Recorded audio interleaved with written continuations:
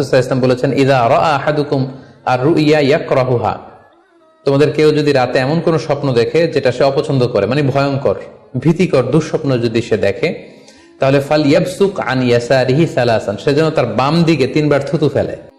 ওয়াল ইস্তাঈদ বিল্লাহি মিনাশ শাইতানি সালাসান, আর সে যেন শয়তানের ব্যাপারে আল্লাহ তাআলার কাছে 3 বার পানাহ চায় বা আশ্রয় প্রার্থনা করে।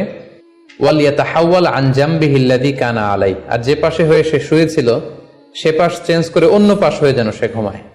সুবহানাল্লাহি বিহামদি, কত চমৎকার দিক নির্দেশনা। এবং সুনানে ইবনু মাজায় আরো একটি সহিহ হাদিস আমরা এখানে উল্লেখ করতে পারি, যেখানে আল্লাহ রাসূল সাল্লাল্লাহু আলাইহি ওয়াসাল্লাম বলেছেন, ইযা রাআ আহাদুকুম রুইয়া ইয়াকরাহুহা, কেউ যদি রাতে খারাপ বা ভয়ঙ্কর কোনো স্বপ্ন দেখে, ফালিয়াতাহাওয়াল, সে যেন তার বিছানা চেঞ্জ করে নেয়, জায়গা চেঞ্জ করে নেয়।